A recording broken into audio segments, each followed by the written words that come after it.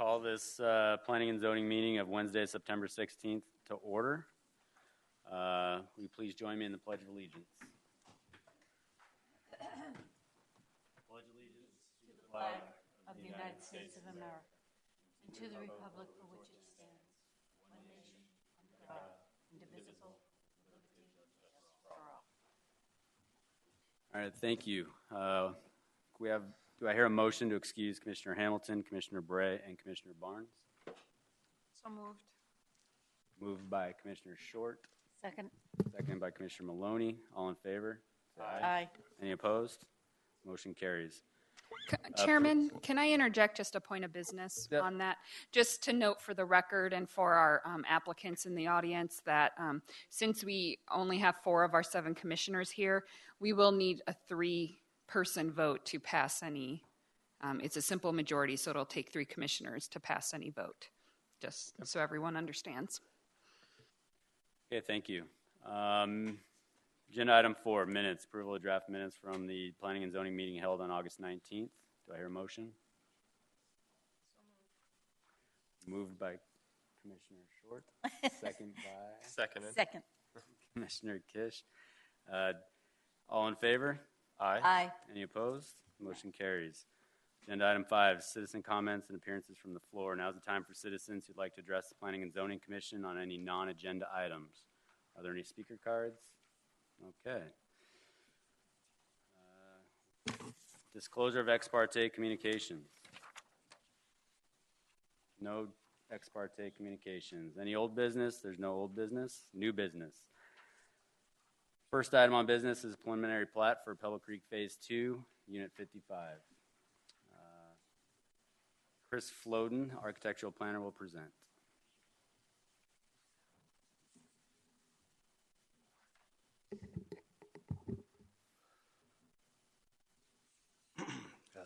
Thank you, Mr. Chairman and Commission members.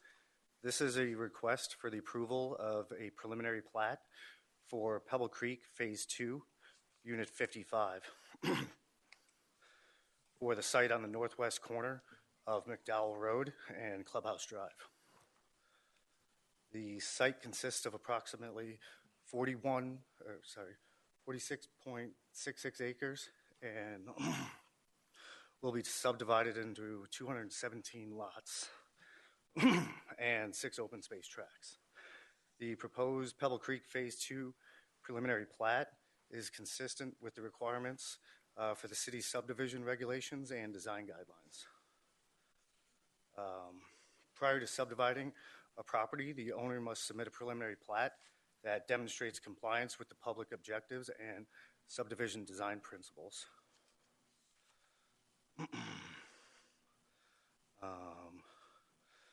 The 2025 general plan encourages neighborhood development that supports the city's desired community character and vision by providing trails, open space, and internal and external connectivity. On August 24th, 1998, the City Council adopted Ordinance 98-620 and 98-621, rezoning approximately 1,600 acres of property to be developed as the second phase of Pebble Creek Golf Resort.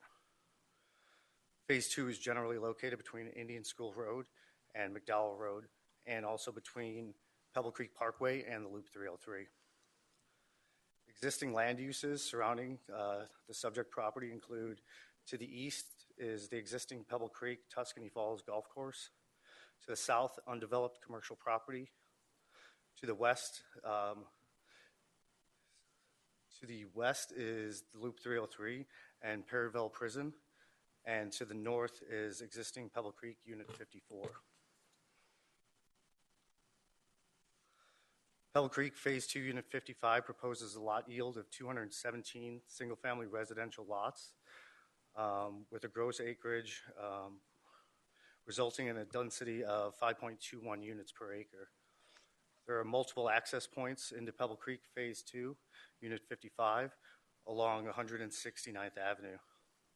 All roadways within the development will be built to public road standards and will remain private. Approximately 9.46 acres, or 22.7% of open space, are proposed within Pebble Creek Unit 55. And the HOA will maintain all community open space tracks, amenities, and right-of-way landscaping. Earlier this evening, I distributed an updated staff report with the elimination of several stipulations. Staff has been working to identify certain stipulations that can be found within the city code and zoning ordinance and the design guidelines.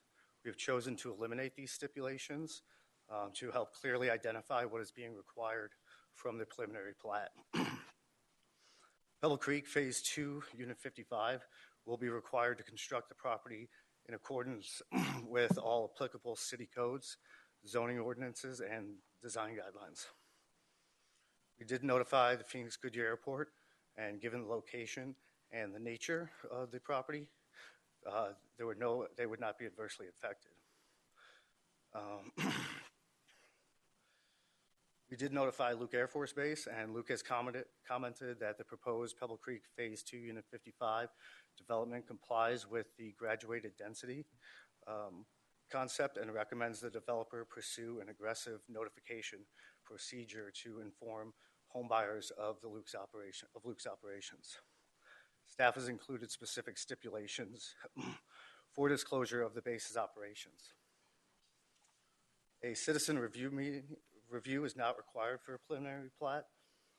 In closing, staff recommends approval of the request for Pebble Creek Phase 2, Unit 55 preliminary plat. The development of the parcel should be in conformance with the preliminary plat dated June 26, 2015, and the stipulations distributed this evening. That concludes my presentation this evening.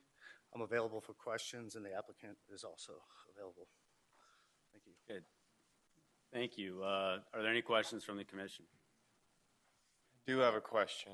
Yes, Commissioner Fish. It seems that we are going to continue building along freeways. And I know that this says in our general plan that this is something we're not interested in doing, however we keep doing it. What exactly are we going to do about the noise? Is there going to be a wall? Is there going to be some kind of sound barrier that protects the single-story houses? I know that has been made clear that only single-story houses are going to go along the side. But what is going to be done about the noise from 303? Mr. Real Chairman. quick before you begin, Sure. I hear noise in the audience. If you don't mind taking the conversation outside, we're having a hard time hearing up here. Thank you. Mr. Chairman, Commissioner Kish, within the 1998 development agreement, there is talk about sound attenuation plans and walls that could possibly be constructed along there if they are warranted in the future. Yeah, thank you, Chairman and Commissioner Kish. Chris is correct that there is some language in the development agreement that directly addresses this issue. It hasn't been determined whether a sound wall is warranted. You know, the Loop 303 is somewhat new. We have already been working on this issue with ADOT. They're doing some noise studies in some other areas as well. So basically, as we move forward, depending on the noise levels, it will determine if the wall is warranted or not. But at this time, there's not plans to build a sound wall. Okay. But, because it's not warranted at this time. That could change in the future if sound levels increase or that a new study is made. I want to hold the developer accountable to the people living along the side of that wall, and it's going to drop. My fear is that those houses are going to drop in value because of their proximity to the highway. And similar to the development that was going across from Estrella Parkway and the 10, I had a similar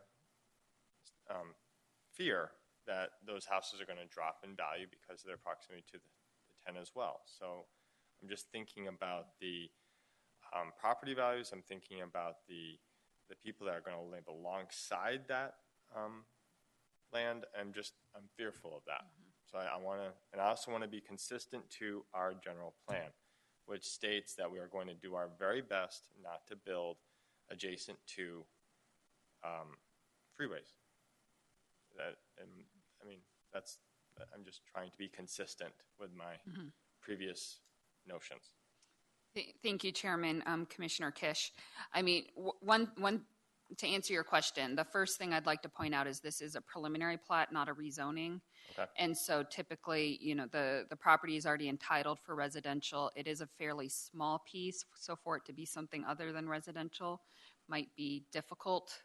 The residential in the east is already existing, so if we were, it's just too small of a parcel to be something such as, say, commercial. Could it be apartments? Maybe, but the property is entitled for this type of use, so it is consistent with the zoning. But there, as Chris had mentioned and I said, we do feel comfortable. There is a development agreement that addresses the issue of a sound wall, that if it's found to be warranted, it spells out what obligations Robeson has to pay for that sound wall, to contribute. The city would have to contribute funds. Robeson would have to contribute funds. Okay. So I feel comfortable that, that is spelled out in our development agreement that's existed with them. What would typically happen in the process is we would receive complaints from residents and then do a noise study with ADOT, and then, depending on what the noise study said, move forward from there. I do know that ADOT has done some noise studies in the area because, as you said, we have gotten some complaints about noise on I-10 from some residents not in Pebble Creek, but in Palm Valley. And the initial noise study showed that there was not a warrant for a wall. And we can get some more information. Our engineering department works more closely with this, so I'd be happy to share more information about that. But I do feel comfortable that that development agreement spells out obligations that we've already agreed to that Robeson may have if a noise wall is warranted. I just want to make it clear for the record that for further meetings that this was a concern of mine, and that would go forward into the minutes and then forward into the next level of discussion. Thank you. All right, thank you. Are there any other questions or comments? Yeah, I have one. I'm really pleased to see the deletions of the stipulations. That's when I was reviewing the packet. I think that really jumped out at me as the sheer number of stipulations in the cases that we're considering tonight, and a lot of them seem like standard, stuff that you'd think could be part of an ordinance. And I'm really happy to see that staff is working towards, reconciling that with the current codes, and any work in progress in that direction, I really do appreciate. So thank you. Mr. Chairman, thank you. Yeah, staff is working to reduce those redundant stipulations that can be found elsewhere and help clarify things for the commission so they know what exact stipulations apply for this pre-plat. Thank you. Anyone from the audience like to speak? Are there any speaker cards? Seeing none. Can I have a motion and a second?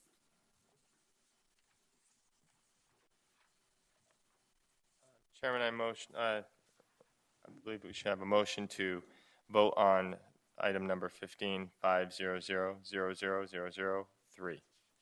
It's been moved by Commissioner Kish. Second? A second. Second by Commissioner Hamilton. All in favor, say aye. Aye. Any opposed?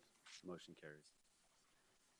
Agenda item 8.2. The second item of business is a preliminary plat for Enclave at Palm Valley North. Mr. Floden is going to present this one as well. Thank you, Mr. Chairman and commission members. This request is for the approval of a preliminary plat for the Enclave at Palm Valley North for the site on the northeast corner of 146th Avenue and Camelback Road. The site consists of approximately 8.61 acres that will be subdivided into 48 lots and 4 open space tracts. On June 17th, 2015, the Planning Commission heard and recommended the approval of the Enclave at Palm Valley North PAD amendment. The proposed Enclave at Palm Valley North preliminary plat is consistent with the requirements for the city's subdivision regulations and design guidelines. The general land use plan map designates the subject property as neighborhood. The development standards for neighborhood allows for medium density residential units with densities greater than 5 dwelling units per acre and up to 12. On May 8th, 2006, the City Council adopted Ordinance 06-1002, rezoning approximately 209 acres of property generally located north of Camelback Road, west of the Sun Valley property in Litchfield Park, east of the Falcon Dunes Golf Course. The rezone is known as the Palm Valley Phase 9. On July 13th, 2015, the City Council adopted Ordinance 15-1325, rezoning approximately 8.61 acres to allow 48 attached duplex residential units. This rezone is known as the Enclave at Palm Valley North. The rezone amended Palm Valley Phase 9 PAD to allow the 48 attached duplex units and modify the development standards. Directly adjacent to the north of the Palm Valley Phase 9 is Luke Air Force Base. To the east is Litchfield Park and the Sun Valley property, Sun Health property. To the south is Litchfield Park and existing single-family residential developments. To the west is existing single-family residential development within the Palm Valley Phase 9 PAD. And then to the north is existing single-family residential within the Palm Valley Phase 9 PAD. Access to the proposed enclave at Palm Valley North development will be from two vehicular entrances off 146th Avenue. The proposed enclave at Palm Valley North development contains 48 attached residential dwellings and a density of 5.58 units per acre. There are 4 proposed open space tracts, creating approximately 14.2% of open space. Typical lot sizes within the development will be 45 by 100, and however, there are a number of lots that will be 110 feet deep. Earlier this evening, I distributed an updated staff report with the elimination of several stipulations. Staff has been working to identify the standard stipulations that can be found within the city code and the zoning ordinance and design guidelines. The enclave at Palm Valley preliminary plat will be required to construct the property in accordance with all applicable city codes, zoning ordinances, and design guidelines. We did notify Phoenix Goodyear Airport, and given the location and nature of the proposed development, the Phoenix Goodyear Airport will not be adversely affected. The subject property is approximately located a half mile outside the high noise and accident potential zone for Luke Air Force Base, and is subject to periodic overflights from the base. As discussed during the Enclave PAD amendment, staff received a response from Mr. James Mitchell with Luke's Team 56 fighter wing, and a copy of that letter was included with your packets this evening. Luke's concerns remain the same as the inherent dangers have not changed. The property is located adjacent to the base's high explosive munitions storage area, and as well as within a mile of the jet engine maintenance test pad. It should be noted that the density of the subject parcel has been reduced from what was previously planned for the Palm Valley Phase 9. It was recommended by Luke that if the city chooses to approve the Enclave PAD amendment, special circumstances should be given to the safety and noise issues. Stipulations were added to that PAD amendment at the time, specific to noise and overflights. A citizen review meeting is not required for a preliminary plat. In closing, staff recommends approval of the request for the Enclave at Palm Valley North preliminary plat. The development of the parcel should be in conformance with the preliminary plat dated July 27th, 2015, and the stipulations distributed at this evening's meeting. That concludes my presentation this evening. I'm available for questions the commission may have, and the applicant is also available. Thank you. Okay, thank you. Are there any questions for Mr. Floden? No. No questions. Would the applicant like to speak? No? Okay. Anyone else from the audience? Any audience cards? Nope. Okay. Any discussion? With that, I'll take a motion. I move that we approve case number 15-500-00003. Moved by Commissioner Short. Second. Second by Commissioner Maloney. All in favor, say aye. Aye. Aye. Any opposed? Motion carries unanimously. Staff communications. Thank you, Chairman. We do have one staff communication from Steve Caraccia.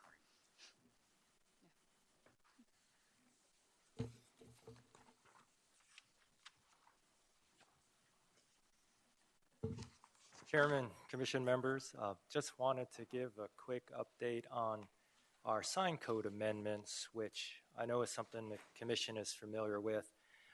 Back in March, Katie took a work session item before the Council, got some direction on certain things like electronic message displays and directional signs and such.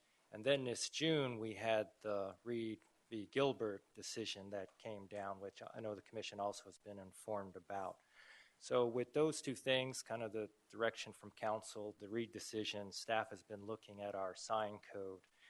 And what we'd like to do is look at a joint work session with the Commission and Council. And the date we're targeting right now would be Monday, October 19th at 5 p.m. At that work session, what we'd like to do is provide you with an update of where we're at, a little bit of information on the Reed decision, how it affects municipal regulation of signage, and the schedule moving forward. We're also looking to seek direction from the Council and Commission on certain policy issues related to signage. But that's our proposal right now. We're also looking at if the work session doesn't happen, then we could also do that same informational and policy seeking at the regular meeting for the Commission. That would be October 21st.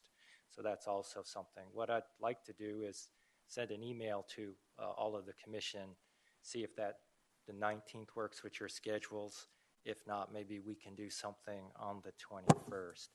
But we do think the work session could be a good idea, a chance to get the Commission and Council together, hear firsthand what staff is working on, and then also be a part of the discussion, both groups together. But again, I'll send out that email and see if what works for the Commission, if the 19th works. Also coming out, we have a paper with executive management right now detailing, again, an overview of the process and what staff's been dealing with and kind of the schedule moving forward. We're also going to copy that to the Commission, and hopefully that will be sent to you maybe next week, within the next week or two. So that's some information that will be coming out to you. Ultimate goal would be to have a text amendment for signage addressing all of those issues, probably before the Commission, maybe first quarter of 16, and adoption also in the first quarter of 16. But again, the paper and hopefully at the work session, we'll go over more of that in more detail. But in the meantime, I'm kind of the contact if you have any questions. Please feel free to contact me, Katie or Christopher as well. But if you want to go through me, that's fine. I'd be glad to answer any questions you have in the meantime. But that's pretty much it for my update. Again, if any questions, just please let me know. Okay, thank you. Actually, we'll look out for email, and I really encourage everybody to try to make it work on the 19th. I know I really appreciate getting together with Council and intermixing with them on these issues. I appreciate you looking at a date for us to do that. Any other business? There being no further business, meeting adjourned.